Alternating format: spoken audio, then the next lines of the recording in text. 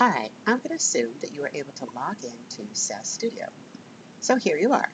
The first thing you want to do is go under Server Files and Folders and click on this New SAS Program. Now you need to put in the libname statement so you can access the data for our particular course. Here it is. You could use any valid SAS name. My data just was easy to remember. Remember the libname statement. It starts with libname, has a libref. This is going to reference the directory where the data are. And this is the location where you're going to find all that for this particular course. This is where I have put all the data. I think it would be nice to put access equals read only, since I don't want you copying over it. Semicolon, run, semicolon.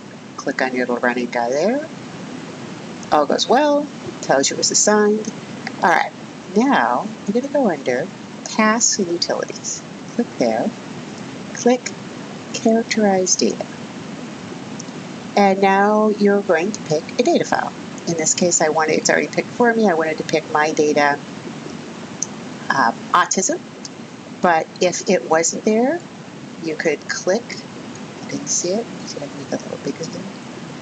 Click over here, this little thing that looks like a table. I guess that's what it's supposed to look like. Click there, and it would let you go and pick whatever you wanted. So, say I wanted to do the birth defects data set. I could click there. But I don't. I want to do the one on autism. So I'm going to click My Data, open it up, find autism. And now I'm going to click this plus to add variables.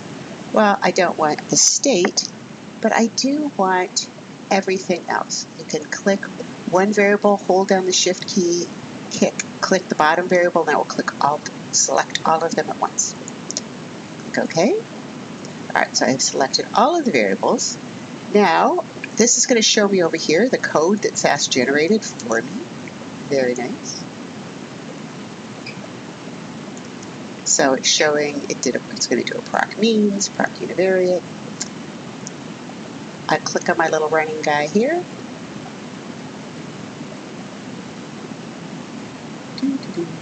And here are all of my results. So I've got the number, there are only 8 states in this particular analysis. The number missing, 0, the minimum, the maximum.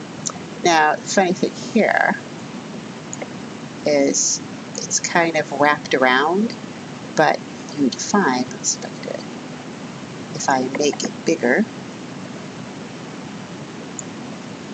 then they'll all be in the same line. So I just made the screen bigger. When you print it out, they will all be in the same line. So it tells me autism spectrum disorder cases with special education records. The minimum was 40, maximum was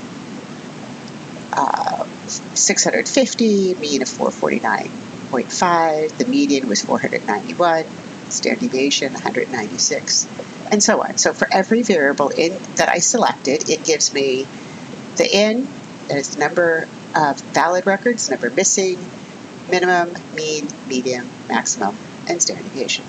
And then it also gives me graphs. Now, if you have a zillion variables in your data set, this is going to take a long time, but I didn't have very many.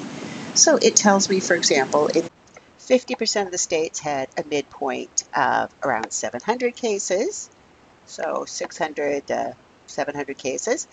Another 40-ish% of the states had a midpoint of 500, and then somewhere around 12.5%, because it's 1 out of 8, had a midpoint of around 100. Personally, I always find these histograms to be more helpful with categorical variables than continuous ones like this, but it does give you some idea of how the number of autism cases are distributed across these states.